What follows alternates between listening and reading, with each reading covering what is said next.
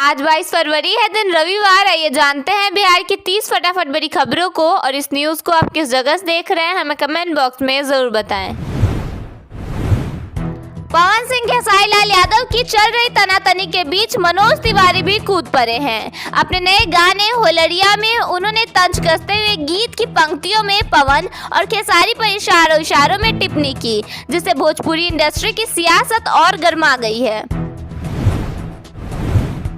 NEET छात्रा मौत मामले में केंद्रीय अन्वेषण ब्यूरो ने मृतका की मामी से पूछताछ की। मामी ने बयान दिया कि एक हॉस्पिटल संचालिका केस को सेटल करने के लिए उनके पास आई थी। तेजस्वी यादव ने मुख्यमंत्री नीतीश कुमार के स्वास्थ्य पर सवाल उठाते हुए एक वीडियो पोस्ट किया। उन्होंने लिखा कि सदन में लगे टैब मॉनिटर को मुख्यमंत्री ने पहले नमस्कार किया, फिर दोबारा नमस्कार किया और बाद में मशीन से माफी मांगते हुए उसकी गर्दन मरोड़ दी। मौसम को लेकर कहा गया कि इस साल ठंड कम रही और गर्मी करीब 30 दिन ज्यादा पड़ेगी। होली के बाद ही मई जैसी तपिश महसूस होने लगेगी। शहरों में गर्मी ज्यादा रहेगी, जबकि गांवों में हीट वेव का खतरा अपेक्षाकृत कम बताया गया है। विधानसभा में हाथी वाले तंज पर बंदर से पलटवार के बाद सम्राट और पप्पू की जुबानी जंग से सियासत गर्मा गई है।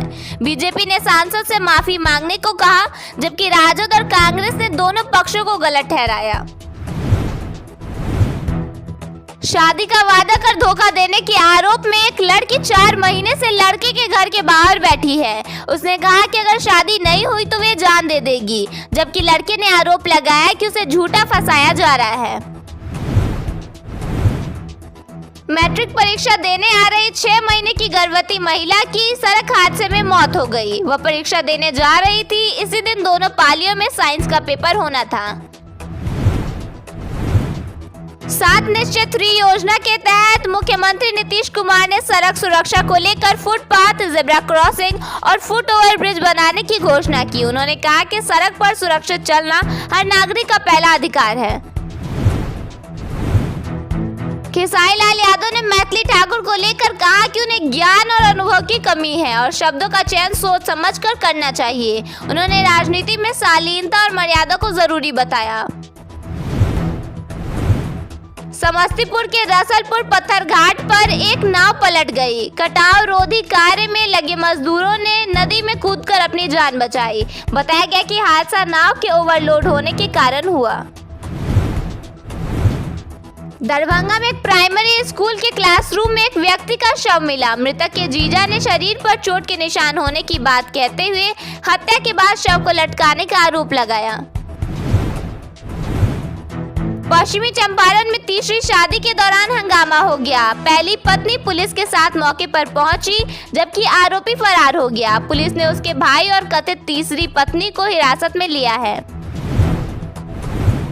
बिहार में आज मौसम सामान्य बना रहेगा। अगले 7 दिनों के दौरान उत्तर पश्चिम भारत के मैदानी क्षेत्र में आ रहे प्रभाव के कारण राज्य के न्यूनतम तापमान में 2 से 3 डिग्री सेल्सियस तक की बढ़ोतरी होने की संभावना है। बिहार के सरकारी अस्पतालों में प्रसव कराने वाली महिलाओं के लिए बड़ी राहत की खबर है। अब नवजात का जन्म प्रमाण पत्र मां को डिस्चार्ज करने से पहले ही अस्पताल में तैयार कर दिया जाएगा, जिससे अभिभावकों को दफ्तरों के चक्कर नहीं लगाने पड़ेंगे। राज्य मुख्यालय के निर्देश के बाद स्वास्थ्य विभाग ने सभी जिलों को आदेश भेज दिया है। बिहार में शिक्षा व्यवस्था को लेकर सरकार ने बड़े ऐलान किए हैं। शिक्षा मंत्री सुनील कुमार ने विधानसभा में बताया कि राज्य में शिक्षकों की बड़े पैमाने पर बहाली की जा रही है और TRE 4 के तहत 45,000 से अधिक पदों पर भर्ती की जाएगी। अब तक TRE 1.0 से 3.0 के जरिए लाखों शिक्षकों की नियुक्ति हो चुकी है। बिहार में रहकर इंजीनियरिंग की पढ़ाई करना चाहते हो तो आपके लिए खुशखबरी है। राज्य में इंजीनियरिंग पॉलिटेक्निक कॉलेजों में अब आर्टिफिशियल इंटेलिजेंस की पढ़ाई मुफ्त होगी।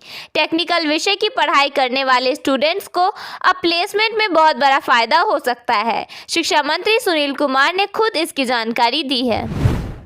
बिहार में परमाणु ऊर्जा परियोजना की दिशा में बड़ा कदम बढ़ा है। Nuclear power corporation of India limited ने राज्य में न्यूक्लियर पावर प्लांट लगाने के लिए प्रारंभिक सर्वे पूरा कर लिया है, जिसमें बांका जिले के शंभूगंज और भितरिया को सबसे उपयुक्त माना गया है।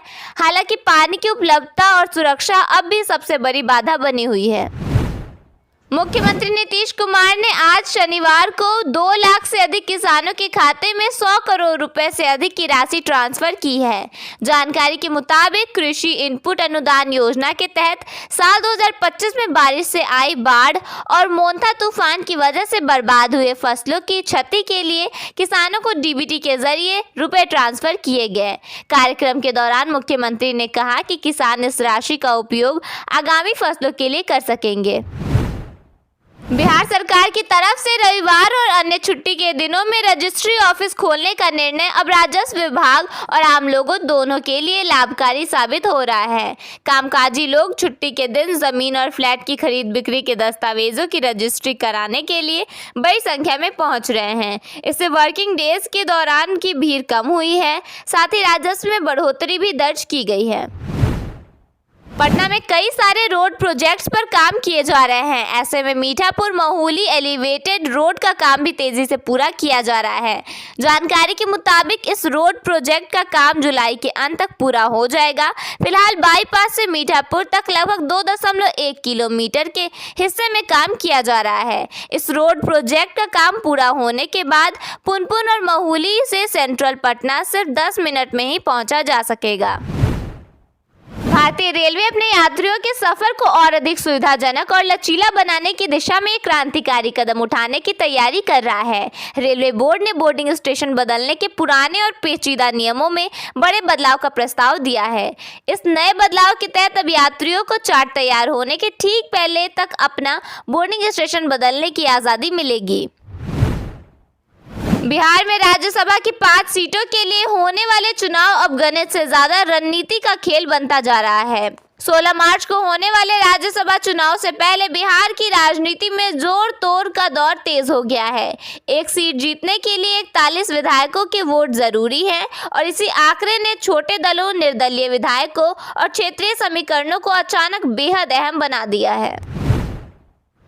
मुख्यमंत्री नीतीश कुमार ने शनिवार को एक्स के जरिए खास ऐलान किया। सड़कों पर पैदल चलने वाले लोगों को किसी तरह की परेशानी ना हो, इसे लेकर परिवहन विभाग को निर्देश दिए गए हैं। सीएम नीतीश कुमार के आदेश के मुताबिक राज्य में फुटपाथ, फुट ओवर ब्रिज और जेब्रा क्रॉसिंग का निर्माण किया जाएगा। इसके अलावा भी कई निर्देश जारी किए गए हैं। पटना मेट्रो रेल कॉरपोरेशन के अनुसार कॉरिडोर 2 में मोइनुल हक स्टेडियम से पटना जंक्शन तक लगभग पूरी टनल बन चुकी है। पीएमसीएच से गांधी मैदान के बीच बची खुदाई अप्रैल तक पूरी होने की संभावना है, जिसके बाद पटरी बिछाने का काम शुरू किया जाएगा। बिहार में 25 नई चीनी मिलों को शुरू करने के लिए गन्ना उद्योग विभाग की तरफ से तैयारी तेज कर दी गई है। गन्ना क्षेत्र का विस्तार किया जाएगा। हर मील क्षेत्र में 5000 हेक्टेयर में खेती की जाएगी। तैयारियों को लेकर कई जिलों को लेटर भी भेजा गया है। होली पर भीड़ को संभालने और यात्रियों की परेशानी कम करने के लिए रेलवे ने बिहार से 21 होली स्पेशल ट्रेनें चलाने का फैसला किया है।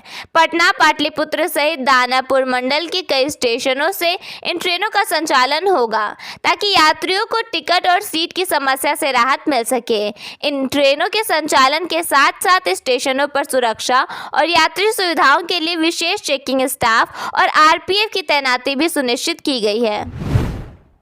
बिहार में अपराधियों के लिए हाई सिक्योरिटी जेल बनाया जाएगा। खास बात तो यह है कि ये जेल वीरान पहाड़ों पर बनाए जाएंगे। यहाँ न तो मोबाइल नेटवर्क होगा और न ही बाहरी दुनिया से कोई मतलब। गृह मंत्री सम्राट चौधरी ने इसे लेकर ऐलान किया है। फरवरी खत्म होने से पहले ही बिहार में मौसम ने करवट ले ली है। दिन की गर्मी के साथ अब रातें भी गर्माने लगी हैं और कई जिलों में न्यूनतम तापमान 20 डिग्री के पार पहुंच चुका है। आईएमडी के अनुसार राज्य अब ठंडे से गर्मी की ओर तेजी से बढ़ रहा है। अगले कुछ दिनों तक तापमान में हल्की बढ़ोतरी जारी रहेगी। पटना और उसके आसपास के इलाकों में इन दिनों साइबर ठगों का नेटवर्क काफी सक्रिय हो गया है। अलग अलग तरीके अपनाकर लोगों को झांसे में लिया जा रहा है और लाखों रुपए उड़ा लिए जा रहे हैं। कहीं क्रिप्टो ट्रेडिंग, कहीं शेयर मार्केट तो कहीं फूड फ्रेंचाइजी के नाम पर ठगी हुई है।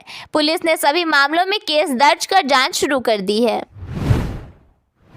सबसे बड़ा मामला रूपसपुर इलाके का सामने आया है। यहाँ मधुबनी के रहने वाले एक व्यक्ति को क्रिप्टो ट्रेडिंग में भारी मुनाफे का लालच दिया गया। फोन पर बात कर ठगों ने भरोसा जीता और उनसे करीब 6.92 लाख रुपए निवेश करवा लिए। जब उन्होंने अपना पैसा निकालने की कोशिश की तो ठगों ने मेंबरशिप फीस और कमीशन के नाम पर और पैसे मांगने शुरू कर दिए। तब उन्हें समझ आया कि वे ठगी का शिकार हो चुके हैं। बिहार सरकार यूनिवर्सिटी की कॉपियों की डिजिटल चेकिंग पर गंभीरता से विचार कर रही है। शिक्षा विभाग ने इस संबंध में प्रस्ताव भेज दिया है और अब राज्यपाल की मंजूरी का इंतजार है। अगर यह योजना लागू होती है तो परीक्षा परिणामों की पारदर्शिता और गति दोनों में सुधार देखने को मिल सकता है।